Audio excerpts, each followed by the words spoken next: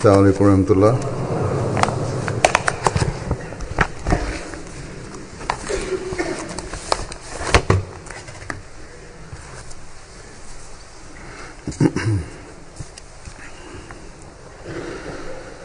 أشهد أن لا إله إلا الله وحده لا شريك له وأشهد أن محمدا عبده ورسوله أما بعد فأعوذ بالله من الشيطان الرجيم بسم الله الرحمن الرحيم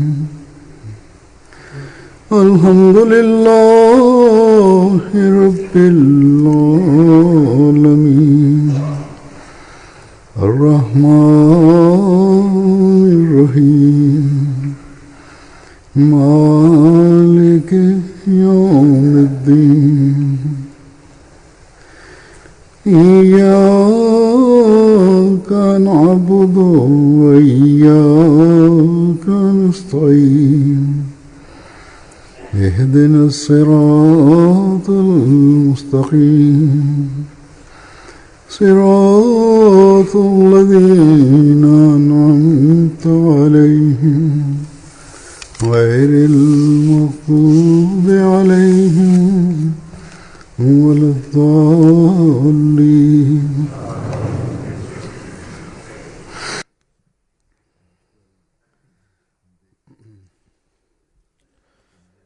Wir sehen heutzutage, dass in der westlichen Welt und der fortgeschrittenen Welt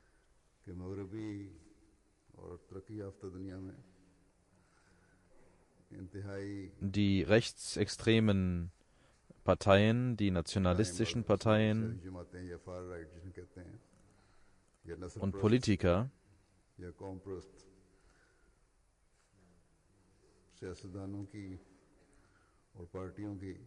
Fortschritte machen und sehr populär werden und ihre Wichtigkeit und ihr Einfluss wächst. Auch die Analytiker haben dazu vieles geschrieben, vor allem, dass die linksliberalen Regierungen oder diejenigen, die in ihrer Immigrationspolitik keine Härte walten lassen, dass aufgrund ihrer linksliberalen Politik dies alles passieren würde und es auch andere Gründe dafür gäbe. Aber letzten Endes sind die Muslime verantwortlich und werden verantwortlich gemacht für dieses Thema. Und man sagt, dass die Muslime daran gehindert werden sollten, in diese Länder zu kommen, weil sie sich nicht mit uns integrieren können und weil sie sich isolieren und weil die Leute meinen, dass sie ihrem extremistischen Glauben, also dem Islam, folgen würden. Und es gibt Menschen, die sagen, dass diese Menschen, die Muslime, wenn sie hier bleiben möchten, dann müssen sie ihre Werte und ihre Religion beiseite legen und unsere Werte und unsere Lebensart akzeptieren und annehmen. Und wenn sie dies nicht tun, dann bedeutet es für diese Menschen, dass die Muslime sich nicht integrieren möchten. Und wenn sie ihre Individualität und ihre Identität wahren möchten, die Muslime, dann bedeutet es für solche Menschen, dass diese Muslime für unser Land gefährlich sind oder gefährlich sein können.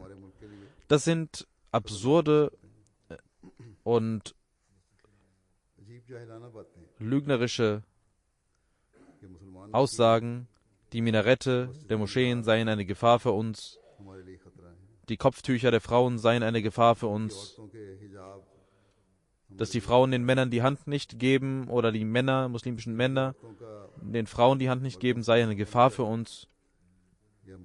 Hier in Großbritannien gibt es vielleicht nur eine Handvoll Politiker, die etwas Ähnliches sagen, aber in den anderen Ländern wird viel mehr darüber gesprochen und jeden Tag kommen Kommentare und Aussprüche von Politikern dazu und sie führen das Argument an und sagen, dass die Muslime für uns eine Gefahr sind.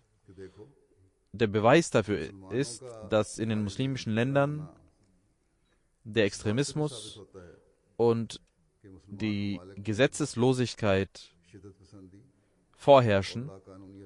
Und auch in unseren Ländern sind es Muslime, die terroristische Angriffe in unseren Ländern durchführen. Alles, was sie über den Islam sagen, feindlich gesinnt sagen, auf der einen Seite, aber wie bedauernswert ist es, dass es stimmt, dass in den islamischen Ländern Extremismus herrscht und auch hier Terror herrscht, der von dort ausgeht. Das ist bedauernswert. Dieser Vorwurf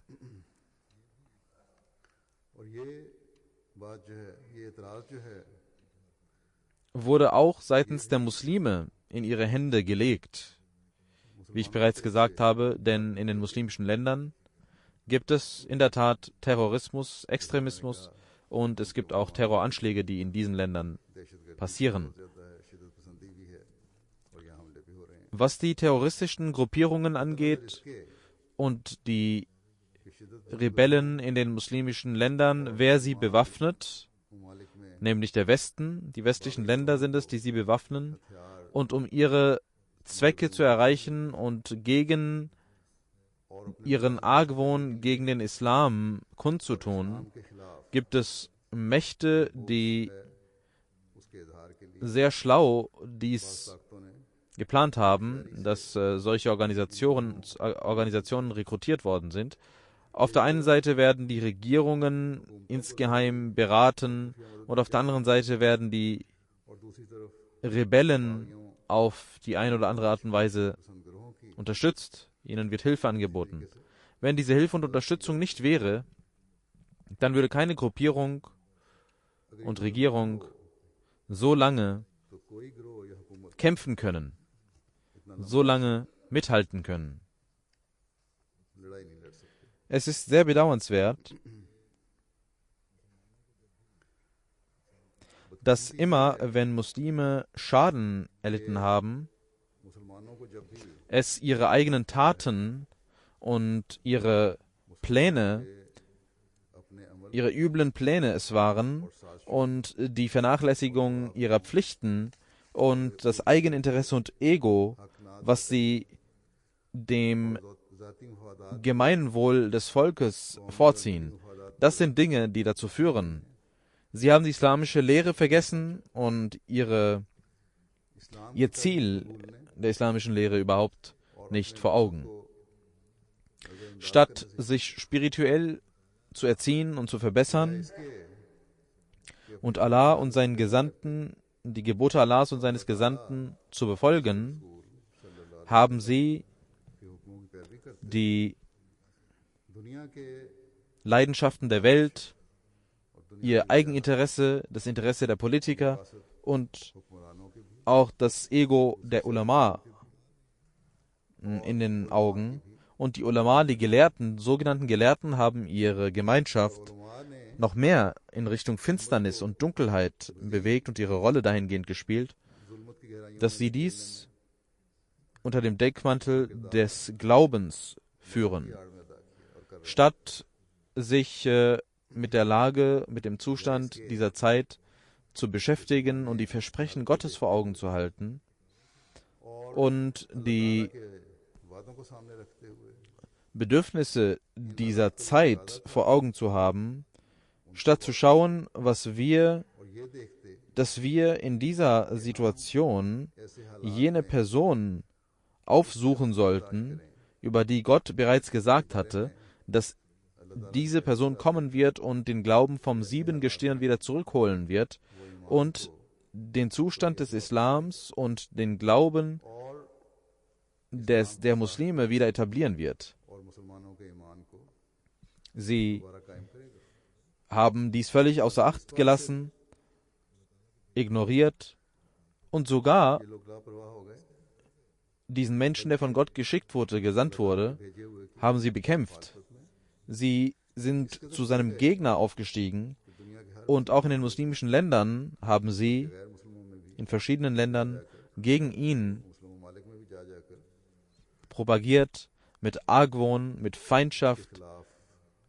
Und diese Feindschaft hat einen Höhepunkt erlangt.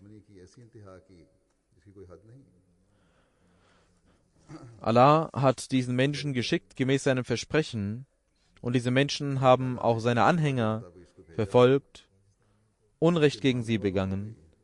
In Pakistan wurde dies alles sogar von Gesetz und Recht bestätigt und unterstützt, und dies passiert schon seit Jahrzehnten dort. Auch in einigen anderen islamischen Ländern geschieht dies aufgrund der Furcht vor den Mullahs und vor den unrechttuenden Politikern und einflussreichen Menschen. Und dort müssen die Ahmadis Unrecht erfahren, Leid erfahren. Es gibt Länder, wo es auch besser ist und besser wird.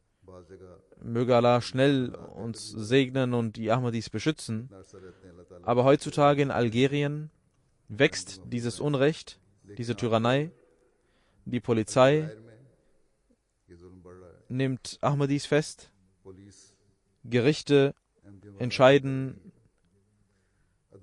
nach ihrem eigenen Gutdünken und nehmen Ahmadis fest. Es gibt Ahmadis, die für 1 bis 3 Jahre im Gefängnis sind, nur weil sie gesagt haben, wir glauben an den Imam der Zeit. Und sie glauben an ihn, weil sie sagen, dass Allah und sein Gesandter, Prophet Muhammad sallallahu alaihi wasallam, uns dies gelehrt haben. Diese Menschen, die im Gefängnis sind, die bestraft worden sind oder die auf ihre Strafe warten und in Untersuchungshaft sind, oder diejenigen, die festgenommen worden sind, das sind mehr als 200 Menschen, und alle haben trotz dieser Härten gesagt, dass sie mit jeglicher Härte gegen uns vorgehen können, wie sie möchten. Wir werden unseren Glauben nicht verlassen. Wenn ein Ahmadi sagt, dass ich Allah und seinem Gesandten sallallahu alaihi wasallam folgen möchte, jedem Gebot folgen möchte und diesen den Vorzug gewähren möchte über alle anderen Dinge, und ich bin bereit, dafür jegliches Opfer zu erbringen, dann kann einem solchen Ahmadi niemand einen solchen Ahmadi von seinem Glauben abbringen. Aber diese Menschen, die Tyrannei begehen und im Namen des Islams und im Namen Allahs und des heiligen Propheten dieses Unrecht begehen und diese Tyrannei begehen, sie mögen wissen, dass Allah sieht, was mit denjenigen passiert, denen Unrecht widerfährt, und ihre Gebete erreichen Gott. Wenn sein Gericht entscheiden wird, dann werden diese unrechttuenden Tyrannen weder in dieser Welt noch im Jenseits einen Helfer finden. Sie sollten sich fürchten vor dem Schicksal und vor der Vorherbestimmung Gottes. Und statt gegen die Ahmadis Unrecht zu tun, sollen diese Menschen auf ihren Zustand schauen, auf ihren eigenen inneren Zustand, und schauen, wie sehr sie den Islam, den Namen des Islams in den Dreck ziehen. War das der Sinn und Zweck ihres Lebens, den Allah ihnen gesagt hat? Wenn sie einen Schmerz für den Islam besitzen würden, hinter deren Unheil und hinter deren Edikten und Fatwas das Eigeninteresse steckt und hinter denen auch die Richter und Politiker herlaufen, dann, wenn in einem solchen Zustand des Islams, wo von allen Seiten gegen den Islam vorgegangen wird, Vorwürfe gemacht werden, falls sie sich versammelt hätten, die Ulema, die Gelehrten, und darüber nachgedacht hätten, dass Allah doch versprochen hat, dass der Islam sich auf der ganzen Welt verbreiten wird. Aber hier passiert ganz etwas anderes. Wegen diesen unseren Handlungen wird der Name des Islams in den Dreck gezogen. Was ist denn der Grund dafür? Wird denn etwa durch die terroristischen Organisationen und Extremisten der Islam verbreitet werden? Hat Allah dies etwa prophezeit gehabt, dass ihr durch Tod und Mord den Islam verbreiten sollt? Hat der Islam keine Argumente und Beweise, durch die er verbreitet werden kann? Ist es nur das Schwert, das übrig geblieben ist? Und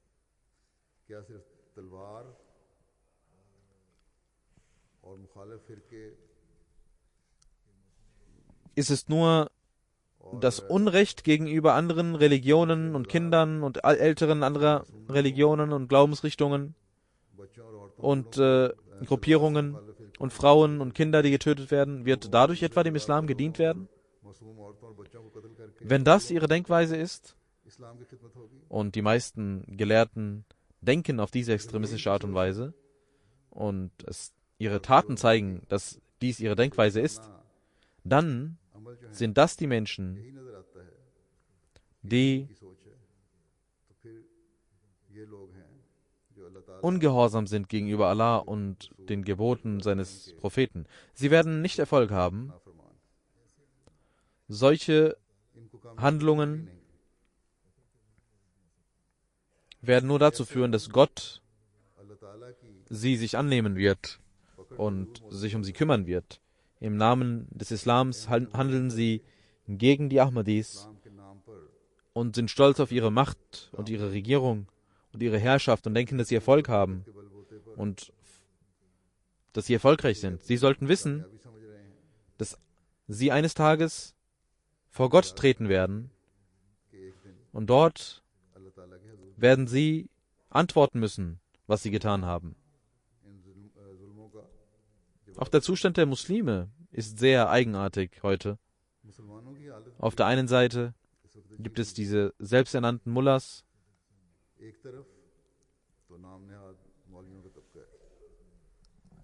und Extremisten, die überall im Namen des Islams Schrecken und Unheil verbreiten gegenüber Muslimen und Nichtmuslimen.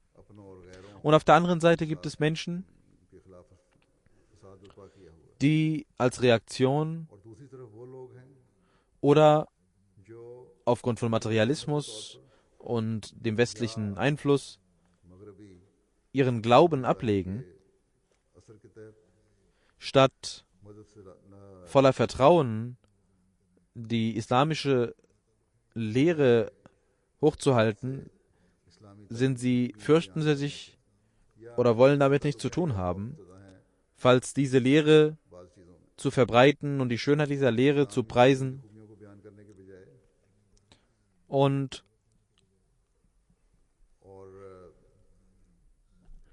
sich gegen die materialistisch gesinnten Personen damit aufzuwenden, folgen sie diesen materialistischen Menschen und suchen Vorwände, dass diese islamischen Gebote nicht dies und jenes bedeuten. Die Furcht vor der Welt schlägt in ihren Herzen höher als die Furcht vor Gott. Genauso gibt es Politiker, die vielleicht nicht mit den Maulvis übereinstimmen, aber sie haben Angst, ihren Stuhl zu verlieren, ihre Position zu verlieren und haben Angst vor den Maulvis. Sie haben zwar mit dem Glauben nichts zu tun, haben Angst, sind feige und wollen ihre weltlichen Ziele erreichen und bleiben ruhig, wenn so etwas passiert. Unter den Muslimen, jede Gruppierung, die den Gesandten Gottes abgelehnt hat,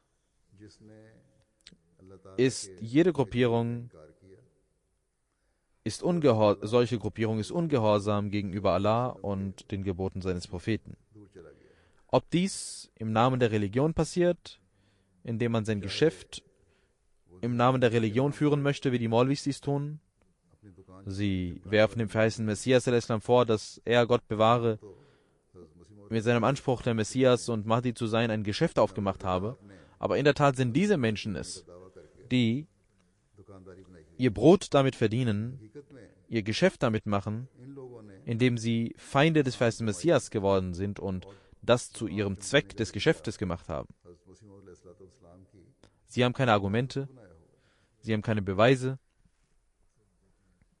Und schauen Sie, dass Sie diese Menschen nur beschimpfen.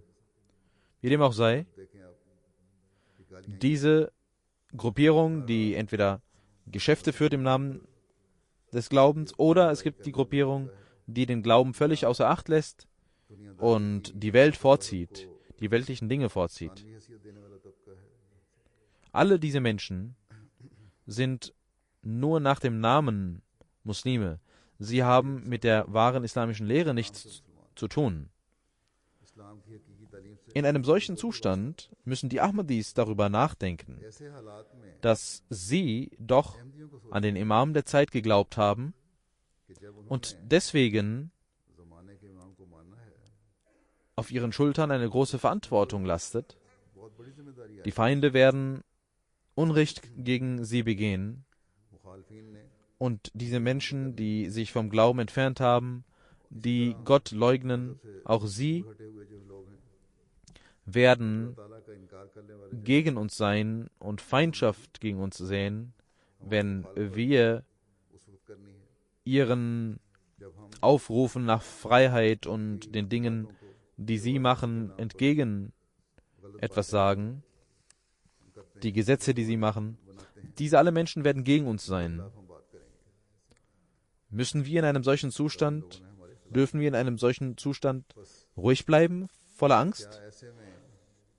Sollen wir denn Schwäche zeigen im Glauben und einfach ihnen folgen und nichts tun? Wenn wir dies machen wollen, dann hat es uns nichts gebracht, dass wir den Treueeid an der Hand des verheißenen Messias al-Islam geleistet haben. Der verheißene Messias al-Islam ist gekommen und hat uns gesagt, dass ihr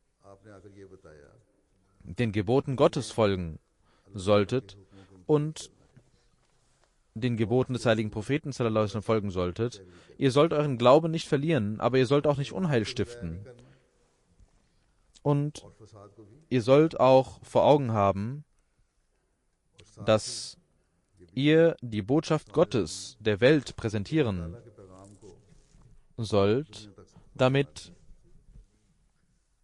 das Tawhid, die Einheit Gottes, etabliert werden möge und die Lehre des Islams in der Welt verbreitet werde und die meisten Menschen von der Lehre des Islams überzeugt werden. Dafür hat der verheißene Messias al-Islam gesagt, dass Gott uns Recht geleitet hat im heiligen Koran und ihr sollt dieser Rechtleitung folgen. Und diese Rechtleitung lautet: Ud'u ila sabili rabbika bil hikmati wal mau'izatil hasana wajadilhum billati hiya ahsan. Das heißt, ihr sollt zum Wege eures Herrn mit Weisheit und schöner Ermahnung rufen und sollt mit dem besten Argument gegen sie streiten, was das beste Argument ist. Die Schönheit der islamischen Lehre ist die Essenz des Tabligh, die Weisheit der islamischen Gebote aufzuzeigen, mit Beweisen, mit Argumenten. Das ist die Art und Weise und nicht so, wie die sogenannten Ulama und die Extremisten dies heute tun.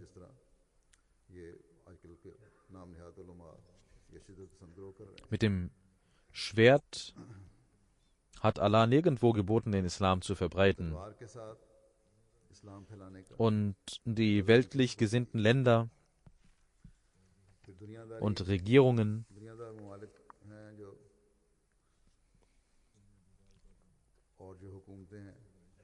auch unter ihnen gibt es Dinge, die sich etabliert haben, oder Dinge, die vom Gesetz geschützt werden, was nicht vom von der Religion, vom Islam unterstützt wird, das sind Dinge, die unmoralisch sind, die Sünden sind sogar.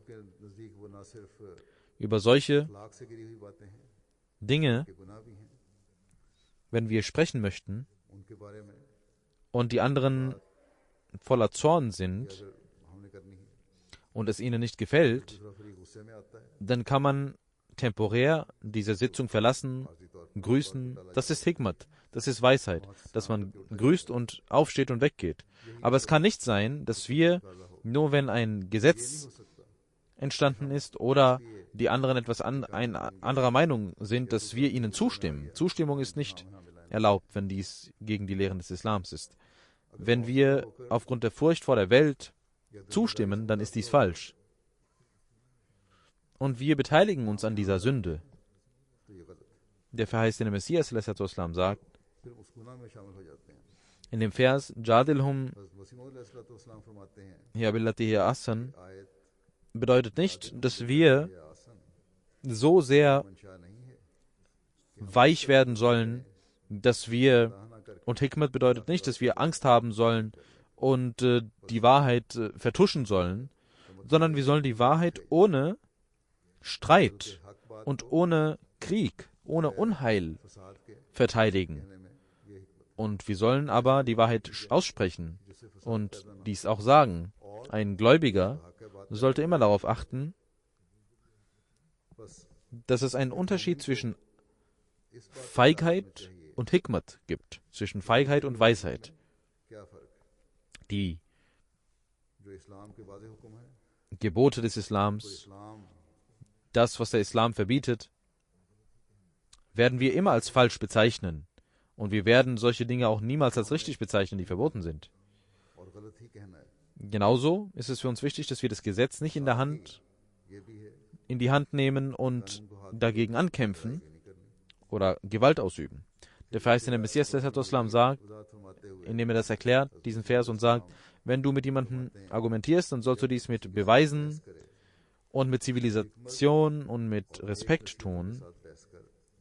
Es ist aber richtig, dass es Unwissende in dieser Zeit gibt, unwissende Molvis, die glauben, dass Dschihad und das Schwert die Mittel sind, durch die man den Islam verbreiten kann und dafür belohnt werden wird.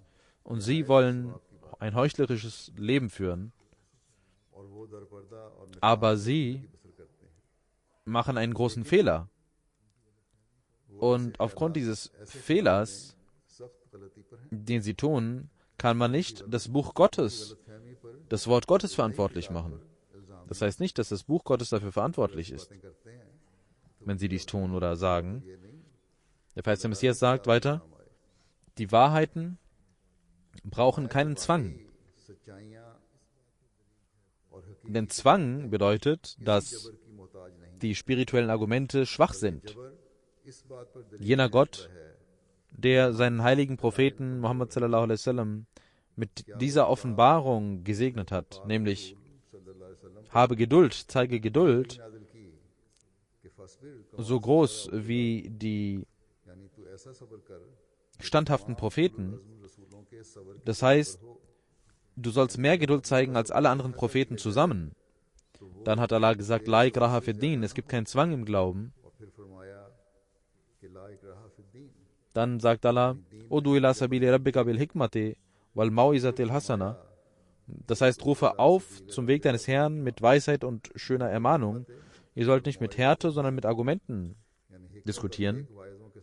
Dann sagt Allah weiter, wal qazimin al ghayza wal afina al nas. Das heißt, die Gläubigen sind diejenigen, die ihren Zorn unterdrücken, ihre Wut unterdrücken und verzeihen denjenigen, die Unrecht tun und die Absurdes nicht mit Absurdem beantworten.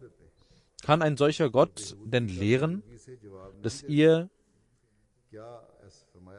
diejenigen, die eurem Glauben nicht folgen, töten sollt und sie ausrauben sollt und ihre Häuser leer räumen sollt? Der Islam, gemäß dem Gebot Gottes, sagt nur, dass diejenigen, die aufgrund von Unrecht, die unrechtmäßig das Schwert erhoben haben, und gekämpft haben, dass man sich gegen sie verteidigt hat und sie deswegen bekämpft hat. Wo steht es denn, dass ihr mit dem Schwert die Ungläubigen bekämpfen sollt? Das sind die unwissenden Molvis und die Priester, die daran glauben, entweder die Unwissenden und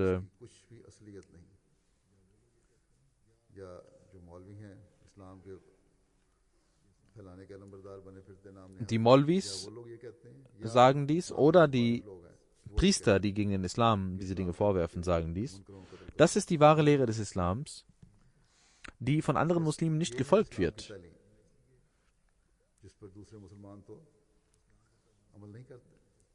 Vielleicht haben sie kein Interesse daran, sich mit der wahren Lehre des Islams zu beschäftigen und diese zu verbreiten. Oder, wie der verheißene Messias al-Islam gesagt hat, sie sind unwissende Jahil Mullahs, die ignorante Mullahs. Wir müssen diese Lehre sowohl unter den Muslimen als auch unter den Nichtmuslimen verbreiten. Deswegen sollten sie in ihrem Wirkungsbereich, jeder Ahmadi sollte in seinem Wirkungsbereich sich dahingehend bemühen. Denn wenn sie vorher sich versteckt hatten und heuchlerisch waren, die Menschen,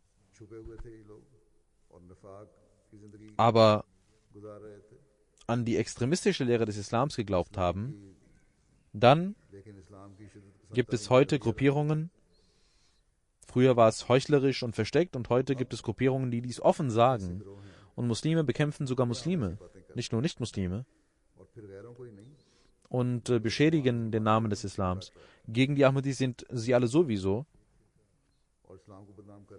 Aber auch die eine Gruppierung bekämpft die andere Gruppierung. Das eine Land bekämpft das andere Land und tötet die Menschen. In einem solchen Zustand ist die Aufgabe der Ahmadis gewachsen. Die Verantwortung der Ahmadis ist gewachsen. Der verheißene Messias al-Islam sagt, ihr sollt wissen, derjenige, der mit Härte agiert und zornig wird, er kann durch seine Zunge nichts sagen, was voller Weisheit ist. Sein Herz wird nicht mit Weisheit gibt sein. Er verlässt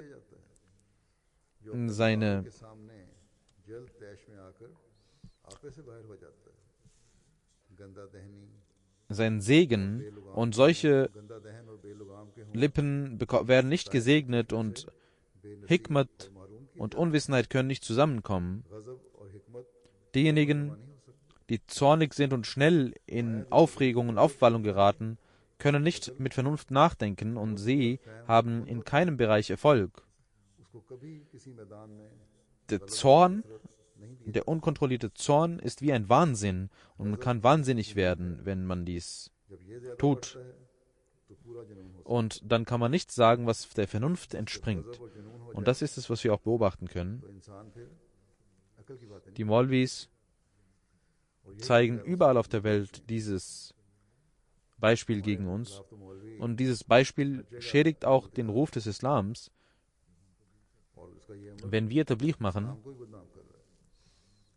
und die schöne Lehre des Islams der Welt zeigen, dann gibt es anti-islamische Kräfte, die immer antworten und sagen, ihr möget vielleicht friedvoll sein, aber die Muslime glauben gar nicht daran, dass ihr Muslime seid. Deswegen könnt ihr den Islam nicht repräsentieren. In einem solchen Zustand sind unsere Verantwortungen gewachsen und jeder Ahmadi sollte in dieser Hinsicht seine Verantwortung verstehen und sich seiner Verantwortung bewusst werden, dass jede seiner Taten ein Beispiel des Islams sein muss. Auch wenn er kein Tabligh macht, muss zumindest sein Wort und seine Tat solche sein, die die Botschaft des Islams verbreitet. Dann hat Hazrat Ali radhiyallahu anhu uns für das Tabligh etwas gelehrt und wir sollten diese Weisheit auch vor Augen führen. Hazrat Ali sagte, es gibt Wünsche im Herzen und die Herzen möchten zuhören Und es gibt Zustände, wo die Herzen nicht zuhören. Der Mensch ist mal bereit zuzuhören und mal ist er nicht bereit zuzuhören. Deswegen sollt ihr die Herzen der Menschen aufsuchen in einem Zustand, in einer Lage, wo sie zuhören können, und dementsprechend sollt ihr sie aufsuchen.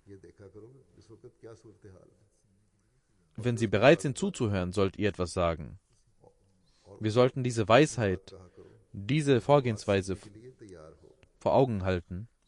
Der verheißene Messias ﷺ hat gesagt, ihr sollt nachdenken, wenn ihr redet, und so wenig wie möglich reden. Sinnlos zu diskutieren und zu debattieren bringt überhaupt nichts. Ihr sollt also etwas Kleines und Kurzes sagen, was die Herzen und die Ohren erreicht. Und wenn ihr wieder Zeit findet, sollt ihr wieder etwas sagen. Das alles kann nur passieren, wenn man richtige Kontakte pflegt. Im Namen, unter dem Deckmantel der Freiheit, das Gesetz Gottes zu brechen und im Namen der Freiheit unmoralische Dinge zu tun. Und das ist das, was die antireligiösen Kräfte versuchen, die religionsfeindlichen Kräfte. Wir sollten durch ständige Kontakte und Versuche und Anstrengungen diese Gedanken widerlegen. In Australien gibt es eine Gruppe von Menschen, die so weit ist in ihrer Islamfeindschaft, dass wenn Muslime Frauen die Hand nicht geben oder Frauen Männern die Hand nicht geben, dann sagt diese Gruppierung, dass diese Menschen aus dem Land verwiesen werden sollen. Wir sollten in unserem Bewirkungsbereich, jeder Ahmadi sollte dahingehend arbeiten, dass dies widerlegt wird. Oder das Problem des Kopftuchs, des Hijab. Einige Menschen sind gegen das Kopftuch oder sind gegen Minarette der Moscheen. Oder ein Politiker aus Holland sagt, aus den Niederlanden sagt, dass man alle Muslime des Landes verweisen soll. Oder zumindest die Muslime eines bestimmten Landes. Oder der Präsident von den USA möchte, dass einige muslimischen Länder ausgeschlossen werden aus den USA. Einige Menschen aus verschiedenen muslimischen Ländern. Das alles sind falsche Gedanken und einige muslimischen Gruppierungen versuchen, diese Gedanken aufzuheizen und liefern den Zündstoff dafür, den Brennstoff dafür. Das Einzige, was uns helfen wird und was die Menschen nicht wissen, die meisten Menschen nicht wissen, sind die wahren islamischen Lehren. Deswegen sollten wir überall, wo genug Jamaat vorhanden ist und wir die Botschaft verbreiten können, sollten wir neben unseren traditionellen Programmen, neben unseren Tabligh-Programmen auch wirkungsvolle Programme über die friedliche Botschaft des Islams machen, in diesen Ländern, in denen gegen den Islam die Kräfte agieren. Wir sollten, um dem entgegenzuwirken, sollten wir organisiert. Es ist nur die Jamaat-e Ahmadiyya, die organisiert etwas machen kann. Die anderen Muslime werden die Schönheit des Islams nicht verbreiten können, zeigen können. Sie haben weder die Organisation, noch haben sie das Wissen, um dies zu tun. Diese Aufgabe können nur diejenigen machen, die sich dem verheißten Messias al-Islam angeschlossen haben. Wir sollten die Wichtigkeit die Bedeutung dieses Themas verstehen. Der verheißene Messias al-Islam sagt, das Übel versucht, mit voller Kraft gegen die Wahrheit zu kämpfen und die Wahrheit muss mit der gleichen Kraft entgegenwirken. Je mehr die Wahrheit verbreitet wird, bekämpft wird, desto mehr zeigt die Wahrheit ihr Licht. Und der verheißene Messias sagt, wir haben das selbst die Erfahrung gemacht, dass überall dort, wo ich bekämpft wurde, Allah eine Jamaat vorbereitet hat. Und dort, wo Ruhe herrscht, gibt es nicht einen großen Fortschritt. In dieser Feindschaft, die von den Muslimen kommt, sehen wir, dass die Ahmadiyyat verbreitet wird und Fortschritt erlangt. Auch in Algerien, durch unser Tabligh, wird vielleicht nicht so viel erreicht an Vorstellungen der Jamaat wie durch diese Gerichtsprozesse und durch die Dinge, die in den Zeitungen geschrieben werden über uns. Und das hat eine positive Wirkung auf die rechtschaffenen Menschen. Genauso in den muslimischen Ländern, in denen eine Atmosphäre gegen den Islam vorherrscht, sollten wir den wahren Islam, also die Ahmadiyyat, verbreiten. Und wie ich gesagt habe, sollten wir die friedliche Lehre des Islams verbreiten. Vielleicht wird dadurch auch die Feindschaft in einer Gruppe von Menschen anwachsen. Es kommen auch Beispiele, dass Gegnerschaft kommt. Auch zum Beispiel in Ostdeutschland gibt es nationalistische Menschen, die gegen die Jamaat agieren. Aber auf die Menschen, die gut im Herzen sind, hat es einen positiven Einfluss, und die Vorstellung der Jamaat und die Verbreitung der Jamaat wächst, und wir sollten statt Angst zu haben unsere Aufgaben stärken. Und jeder Ahmadi sollte mit seinem Vorbild ein Teil des Tabligh werden. Der verheißene Messias sagt, der Schutz des Islams und für die Verbreitung der Wahrheit ist das Wichtigste, dass ihr wahre Muslime werdet und Vorbilder werdet. Und das Zweite ist, dass ihr die Vorzüge des Islams in der ganzen Welt verbreitet. Möge Allah uns die Kraft geben, dass wir unser Leben danach führen, wahre Muslime werden, wahre Vorbilder werden und trotz aller Feindschaften die Vorzüge des Islams in der Welt verbreiten und den wahren Islam und die Wahrheit des Islams verbreiten. Möge jeder von uns so sein.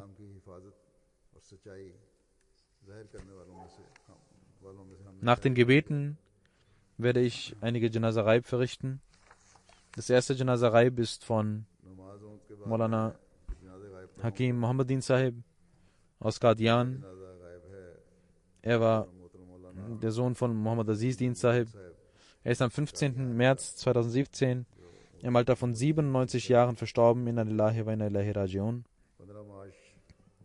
Sein Großvater Hazrat Hakim Maulvi Waziruddin Sahib war ein Gefährte des verheißenen Messias al-Islam und war einer der 313 Gefährten in der Liste.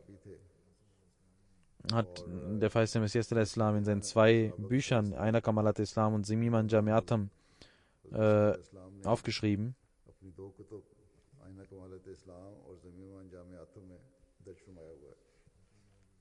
Hazrat Hakim Maulvi Waziruddin Sahib war ein Rektor in Kangra, und gemäß der Prophezeiung des verheißenen Messias al-Islam kam ein Erdbeben im Jahre 1905 in Kangra, und er konnte auf wundersame Weise gerettet werden. Hakim Mohammedin Sahib Marhum wurde im Jahr 1920 in Hoshiarpur im Juni 1920 geboren. In Lahore machte er Realschulabschluss, und dann in Qadian wurde er Munshi Fazil, und 2 Jahre lernte er in Lahore als Hakim und machte einen Abschluss als Hakim.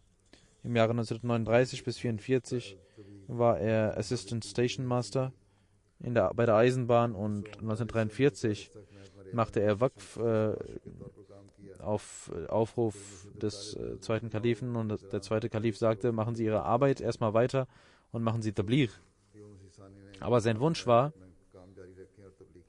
nach der Ansprache vom zweiten Kalifen, dass er Waqf machen wollte und als Muballigh arbeiten wollte. Und aufgrund dieses Wunsches und schrieb er immer wieder dem zweiten Kalifen. Und es kam eine Zeit, dass er als Muballigh angenommen wurde und in Bombay als Muballigh in Charge arbeitete. Maulana Nazir Ahmad Abdurrahim Nayyir Sahib. Mit ihm arbeitete er erst als Muawin und dann selbst wurde er zum Muballigh in Charge. Er hat 25 Jahre lang in Tabligh gedient.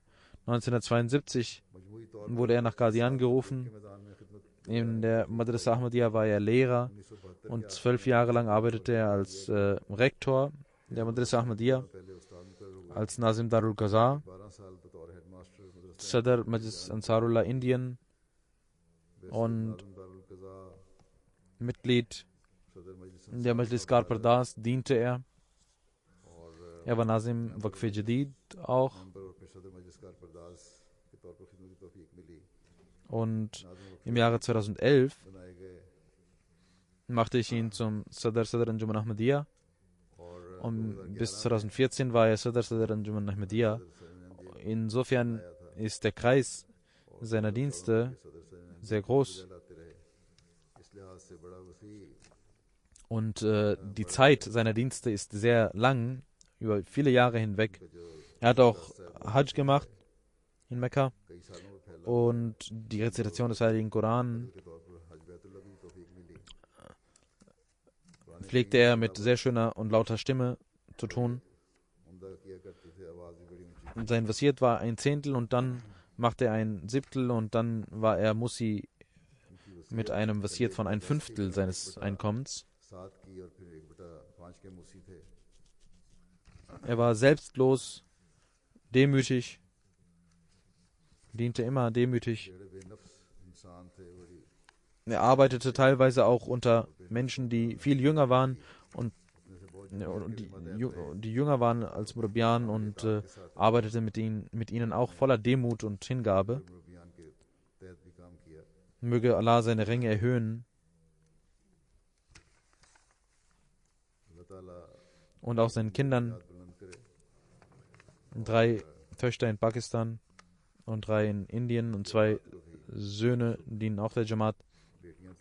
Möge Allah ihnen die Kraft geben, voller Aufrichtigkeit ihren Treueeid, ihr Bett zu erfüllen und zu dienen. Das zweite Janaza ist Fazl Ilahi von Fazl Ilahi Anwari Sahib, Sohn von Masjid Imam Ali Sahib, am 4. März. Am 4. März 2017 ist er im Alter von 90 Jahren in Deutschland verstorben. Inna lillahi wa inna ilaihi rajiun. Im Jahre 16. April 1927 wurde er geboren in Behra. Im Jahre 1940 machte er FSC in Qadian. 1947 stellte er sich als Waqf zur Verfügung. Danach machte er BSc. Im Jahre 1950 in Government College Lahore. 1951 ging er die Jamiat al-Mubashirin und danach ist die Details seiner Dienste sind sehr lang. Er ging als Muballigh nach Ghana bis 1960. 1960 bis 64 Jamia Ahmadiyya Rabwa war er Lehrer. 64 bis 67 in Muballigh in Westdeutschland. 68 in Nigeria bis 1972. 1972 kam er wieder nach Deutschland. Bis 1977 diente er dort. 1979 war er Sekretär Hadiqatul Mubashirin. Additional Nazir Islah Irshad Talim al-Quran und im Jahre 1982 als Muballigh in Gambia bis 1983, dann nach Nigeria als Muballigh und ab 1986. Bis 1986 blieb er dort. Im Jahre 1986 ging er wieder nach Pakistan als Lehrer in der Jamia Ahmadiyya, diente er. Und im Jahre 1988 in Wakalat-e-Tasnif 1988 bis 1988 diente er der Jamaat. Danach ging er in Rente und lebte in Deutschland.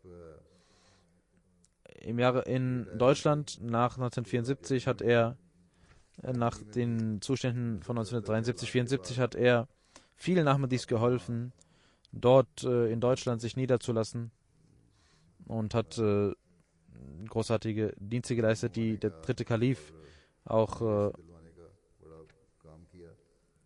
gelobt hat. Und auch die alten Ahmadis, die dort leben, haben geschrieben. Irfan Khan Sahib zum Beispiel hat geschrieben, dass er wie ein Vater für uns war und wie ein Vater uns pflegte damals. Wir hatten kein Geld und hatten auch keine Mittel. Und er achtete auch darauf, dass wir Wasser sparen, und stand manchmal hinter uns und schaute, wie wir Wusu machen, als wir jung waren. Damals waren alle Jugendliche, die kamen nach Deutschland, und er versuchte, alle mit der Jamaat verbunden bleiben zu lassen, und er war ein sehr enthaltsamer Mensch. Möge Allah seine Ränge erhöhen und auch seinen Nachkommen die Möglichkeit geben, seine guten, rechtschaffenen Werke fortzuführen. Er hat auch verschiedene Bücher geschrieben über Derwishan.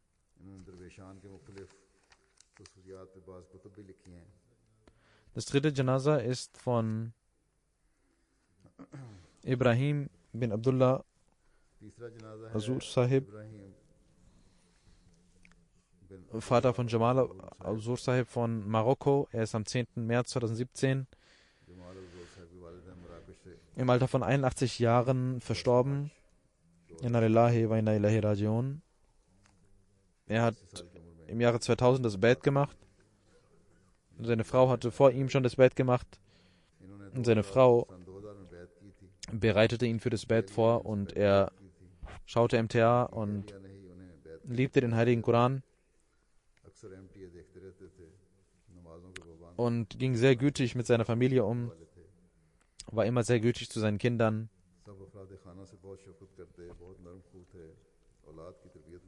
versammelte die Familie unter seiner Hand und unterstützte seine Brüder auch finanziell.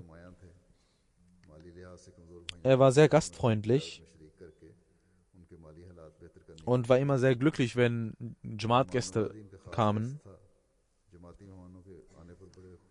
Und seit der Jugend war er berühmt dafür, dass er immer treu und ehrlich war, und die Menschen gaben ihm ihr vollkommenes Vermögen, damit er darauf aufpassen möge, und die Menschen waren sehr erstaunt, dass er so ehrlich war.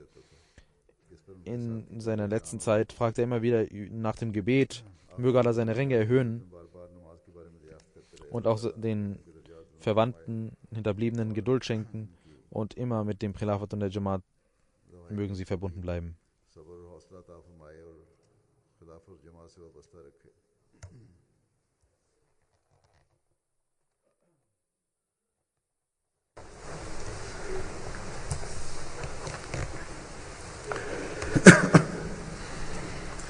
Alhamdulillah, nahmaduhu wa nasta'inuhu wa nastaghfiruhu wa nu'minu bihi wa natawakkalu alayhi wa na'udhu billahi min shururi anfusina wa min sayyiati a'malina. من يهده الله فلا مضل له ومن يضلل فلا هادي له ونشهد أن لا إله إلا الله ونشهد أن محمدا عبده ورسوله عباد الله رحمكم الله إن الله يأمر بالعدل والإحسان وإيتاء ذي القربى وينهى عن الفحشاء والمنكر والبغي يعظكم لعلكم تذكرون اذكروا الله يذكركم وادعوه يستجب لكم ولذكر الله أكبر.